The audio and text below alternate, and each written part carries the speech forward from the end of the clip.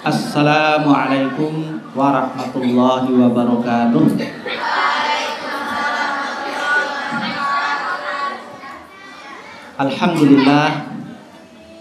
Alhamdulillahilladzi nahmaduhu wa nasta'inuhu wa nastaghfiruh wa na'udzu billahi min syururi anfusina wa sayyiati a'malina.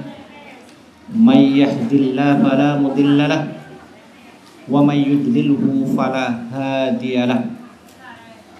Asyhadu an la ilaha illallah wahdahu la syarikalah wa asyhadu anna Muhammadan abduhu wa rasuluh, amma ba'du. Para santriwati yang dirahmati Allah, pada malam ini alhamdulillah kita semua masih diberikan kesehatan dan kesempatan oleh Allah Subhanahu wa taala sehingga bisa beramal soleh, beribadah kepadanya. Di antaranya tadi telah menunaikan sholat Isya secara berjamaah. Semoga termasuk dalam hadis Nabi, sholatul jama'ati afdhalu min sholatil fardhi bi sab'in wa isrina darajah.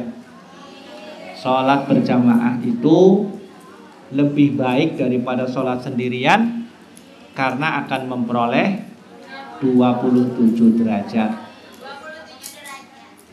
Kemudian dilanjutkan dengan thalabul ilmi, menimba ilmu, ya, ilmu hadis.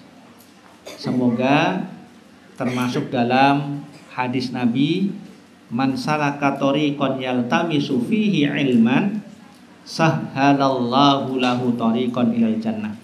Barang siapa yang menempuh jalan dalam rangka untuk menimba ilmu, maka Allah akan memudahkan baginya jalan ke surga.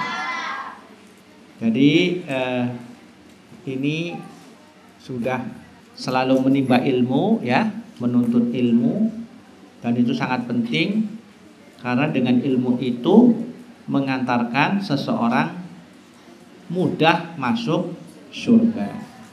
Ada hadis lagi ini, ma baina baiti wa mimbari raudhatun min riyadil jannah. Antara rumahku dan mimbarku terdapat taman surga. Jadi Rasulullah bersabda, antara rumahku dan mimbarku terdapat taman surga, raudhah. Hadis yang dibaca tadi, ya, tertulis di atas mihrab, di atas tempat pengimaman itu, antara rumahku dan mimbarku terdapat taman surga. Jadi ibaratnya rumah Rasulullah itu di kelas di kamar sana, ya. Nah, ini masjidnya, di mimbarnya. Jadi di sini disebut taman surga. Orang rebutan ke sana. Mengapa? Nah, ini kata Syekh Umar Falatah, di mana beliau menjelaskan hadis tadi di tempat itu, di Raudhah, ya. Beliau menjelaskan bahwa kenapa disebut taman surga? Padahal kan surga nggak bisa dilihat oleh mata. Tapi kalau itu kan bisa dilihat. Ternyata disebut Raudhah atau taman surga karena di tempat itulah sebagai tempat untuk menimba ilmu bagi para sahabat. Ilmu apa itu? Ilmu Al-Quran dan ilmu As-Sunnah, ilmu hadis-hadis dari Rasulullah. Jadi menimba ilmunya di sana. Nah, jadi kalau di sini kalian, ya, selalu menimba ilmu, membacakan ayat, hadis, maka itu disebut sebagai raudhatun min riyadil jannah, taman di antara taman surga. Mengapa? Karena dengan ilmu seseorang bisa diantarkan ke surga. Karena tanpa ilmu orang nanti tidak bisa beramal, tidak bisa beribadah. Tapi kalau sudah berilmu, bisa beramal, bisa beribadah dengan baik. Nah, oleh karena itu ya, pada malam hari ini karena berapa kali pertemuan? 1 kali yang akan datang. Iya. Makanya pada malam ini Ustadz ingin berpesan ya, sebelum liburan ya, karena kan sebentar lagi akan memasuki bulan Ramadan dan sekarang bulan Sya'ban. Siapa yang hafal urutan dari Muharram sampai Dzulhijjah?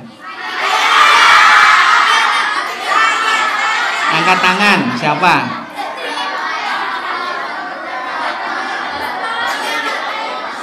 Ya. Ada yang hafal?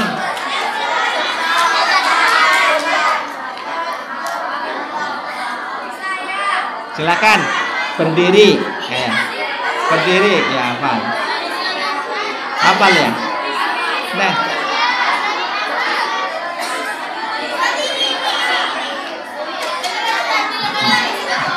Nah, yang berdiri berarti hafal, silakan.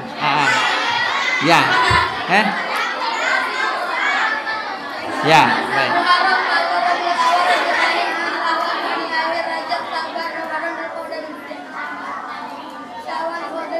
Ya. Ulangi lagi coba pelan-pelan. Ya.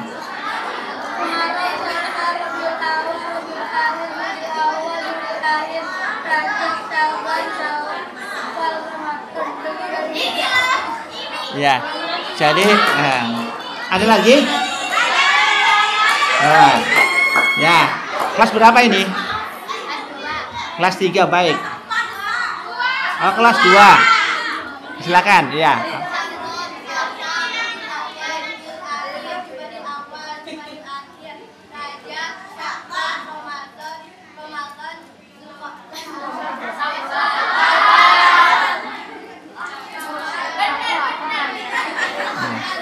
Ya, satu lagi siapa yang tahu?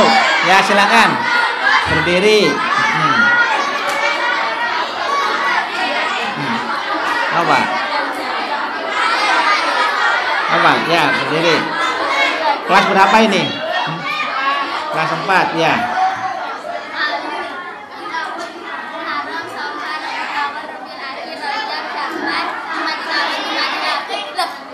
Hampir ya, coba. Baik, ya. Jadi, nih. Ada lagi?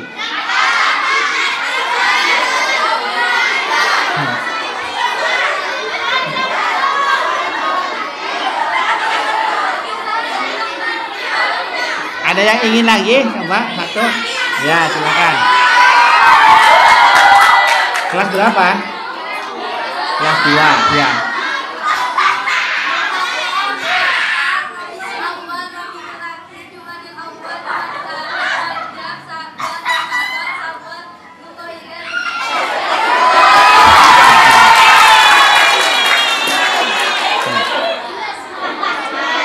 Ya. Baik.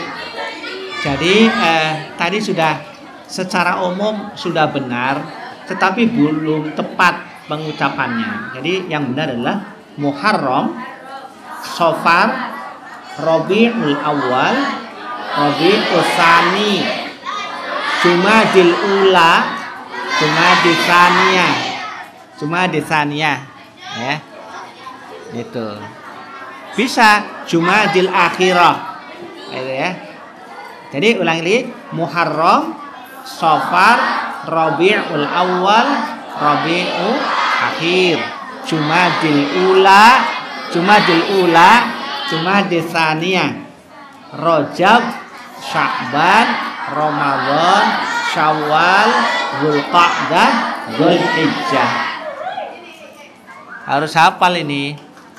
Kalau Ustadz kan hafal karena kan dulu di Madinah itu kupon makan itu pakainya Hijriah. Jadi setiap hari ada tanggalnya itu. Tanggal 1 ya. Misalnya 1 Sya'ban. 1 Sya'ban ini ada tiga kupon. Putih, kuning, merah. Berarti sarapan pagi, makan siang, makan malam. Nanti besoknya dirobek tanggal 2. Itu. Jadi tanggal 1-nya udah nggak berlaku. Dulu seperti itu. Jadi Muharram, Safar, Rabiul Awal, Rabiul Akhir, Jumadil Ula, Jumadil Tsaniyah, Rajab, Sya'ban, Ramadan, Syawal, Dzulqa'dah, Dzulhijjah. Ada 12 ya. Sekarang tanggal berapa ini? Tanggal 16 Sya'ban ya, tanggal 16 Sya'ban. Atau besok 17 Sya'ban ya. Nanti Ramadan. Jadi Ramadannya sudah dekat. Nah, karena Ramadan itu sudah dekat, kalian senang gak nih? Hah? Baik. Maka ada istilah namanya tarhibu Ramadan.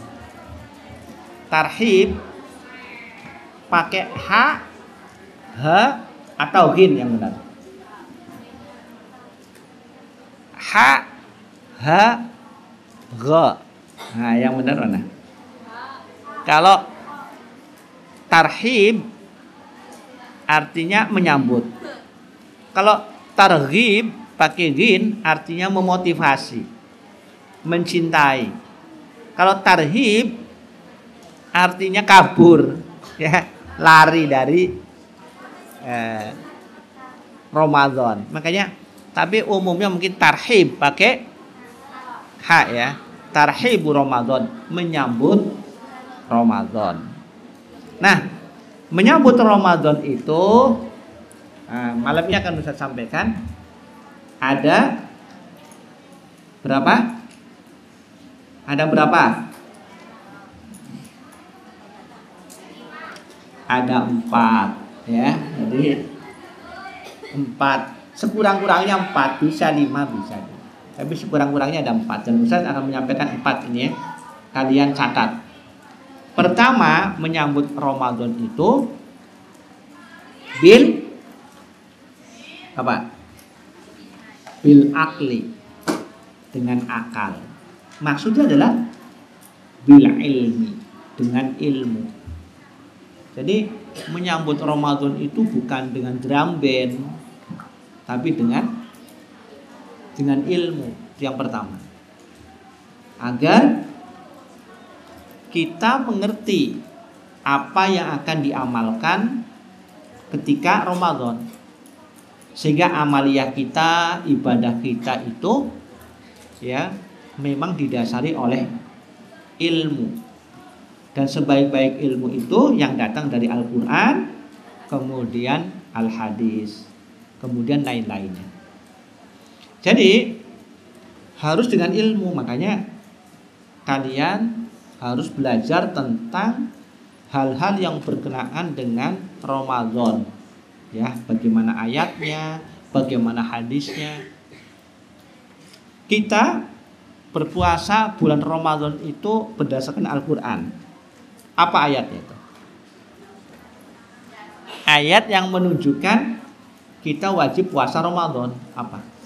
Ya ayyuhalladzina amanu kutiba alaikumusyamu kama kutiba alal ladzina min qablikum la'allakum tattaqun. Artinya,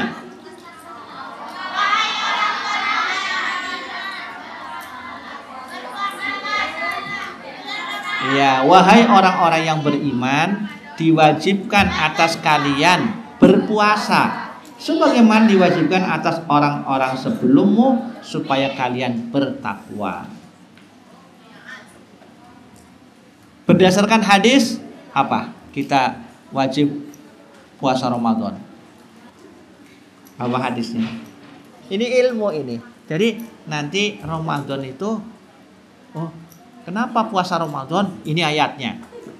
Ini hadisnya. Hadisnya apa?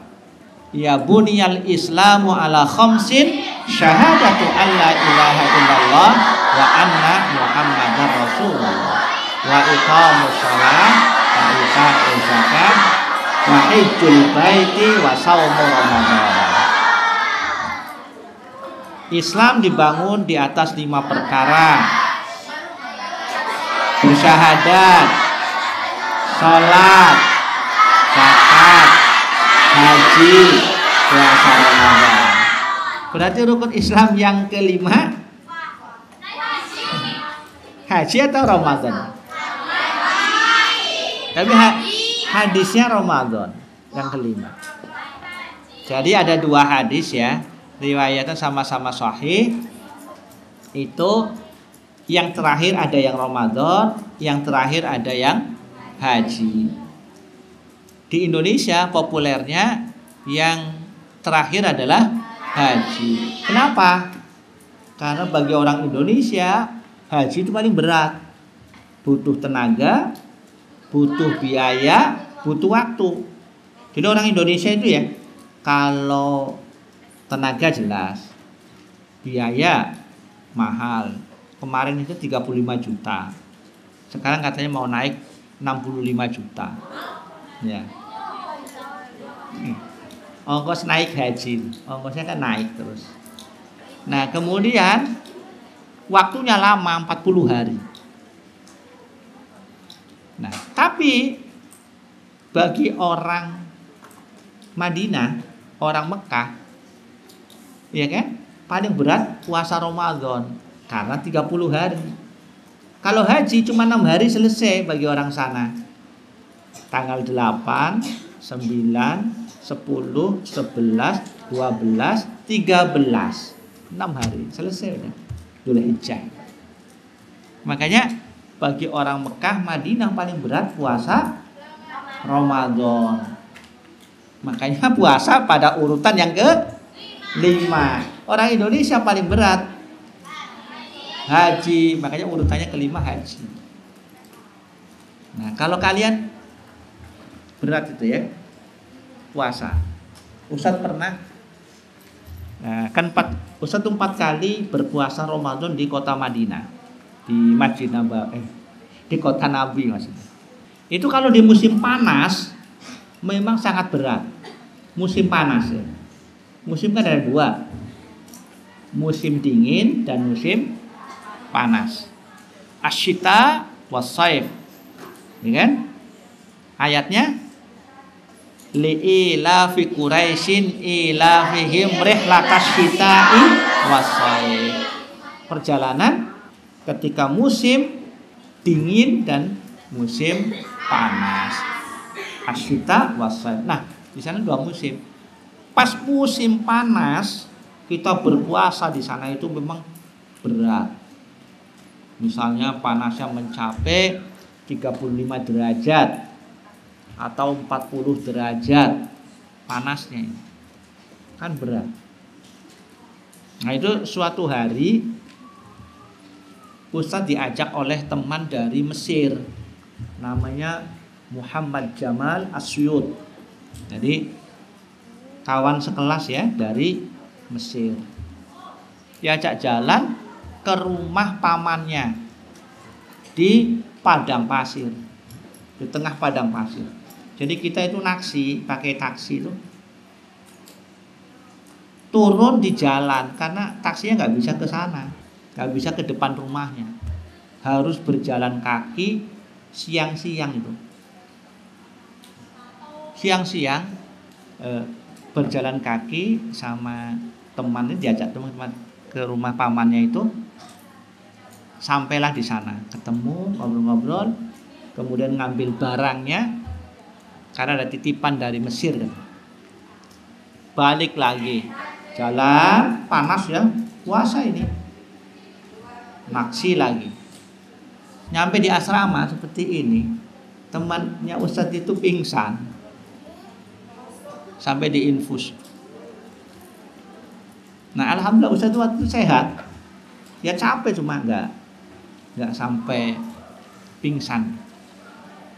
Nah, jadi itu gambaran berpuasa ya di kota Madinah ketika musim panas. Jadi infus ya. Makanya memang berat. Oleh karena itu kebiasaan di kota Madinah kalau berpuasa semuanya dikurangi, semua aktivitas dikurangi. Belajar misalnya ya. Belajar itu menjadi separuh. 1 jam pelajaran kan 1 jam di sana 60 menit. Kalau puasa menjadi 30 menit. Itu separuhnya. Otomatis orang bekerja juga begitu. Di kantor masuknya jam 9, pulang jam 1. Sekolah juga gitu, masuknya jam 9, pulang jam 1. Sampai duhur intinya. Sudah. Tidur, istirahat. Nah, baru nanti ba'da asar semuanya bangun, termasuk orang yang punya toko. Selama Ramadan tidak ada yang buka pagi. Bukanya ba'da asar. Ba'da asar buka sampai subuh nggak tutup. Paginya tutup. Jadi itu tradisi ya. Jadi intinya para santriwati ya, maka yang pertama adalah bil ilmi ya. Yang kedua bil jismi, dengan fisik, agar puasa itu fisiknya harus kuat, tidak boleh sakit. Kalau sakit maka tidak bisa berpuasa. Supaya badannya sehat, fisiknya sehat, caranya bagaimana? Caranya adalah latihan berpuasa sunnah di bulan Sya'ban. Kalian sudah berpuasa sunnah ya? Nah, latihan bisa Senin Kamis atau Ayyamul Bid atau puasa Nabi Daud. Nah, kalau itu sudah terbiasa di bulan Sya'ban, masuk Ramadan itu sudah terbiasa, sehat, tidak akan sakit. Tapi kalau tidak pernah berpuasa sunnah, begitu masuk Ramadan, tanggal 1, tanggal 2, tanggal 3 itu nggak bisa bangun, tidur terus kan? Itu dampak. Jadi persiapan fisik dengan cara latihan atau dengan cara memperbanyak puasa sunnah di bulan Sya'ban. Yang ketiga, persiapannya dengan apa? Menyambut Ramadan.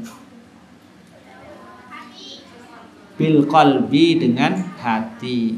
Maksudnya apa? Bil qalbi itu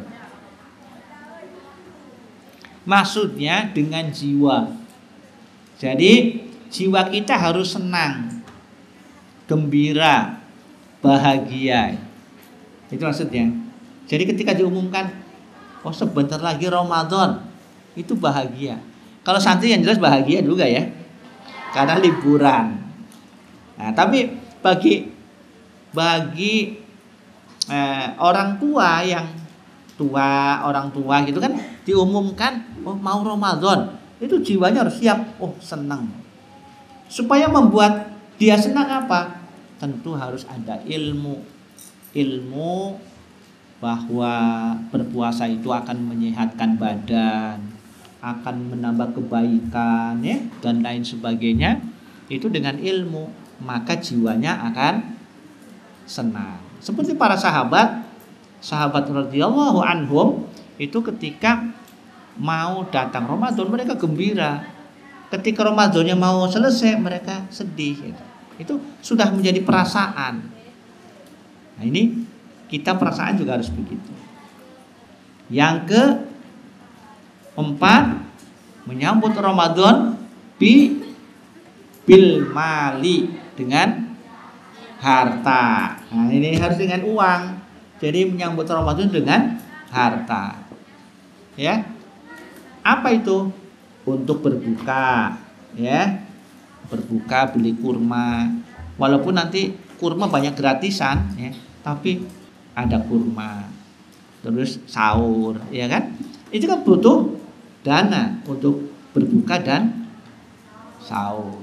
Apalagi kalau kita mau memberi buka kepada orang lain. Teringat hadis, man fattara shaiman falahu ajru misli fa'ilihi wala yunqasu minhu syai'an. Barang siapa yang memberi buka kepada orang yang berpuasa, maka dia akan memperoleh pahala seperti orang yang melakukannya tanpa dikurangi sedikit pun. Berarti butuh dana untuk bisa memberikan buka kepada mereka-mereka yang berpuasa. Kalau di masjid sini, Masjid Camplong ini banyak juga. Kalau sore itu ya berbuka banyak, sampai lebih. Mungkin di masjid-masjid yang lain juga insya Allah sama. Ini butuh dana. Apalagi bagi orang tua yang tidak mampu berpuasa, maka dia wajib membayar fidyah, memberi makan orang miskin, ya. Nah, butuh apa? Butuh harta. Atau orang yang apa? Wanita yang hamil dan menyusui, ya, dia kan membayar fidyah, maka harus ada dananya. Apalagi bagi yang mau membayar zakat, infak, sedekah dan lain sebagainya, semuanya membutuhkan dana.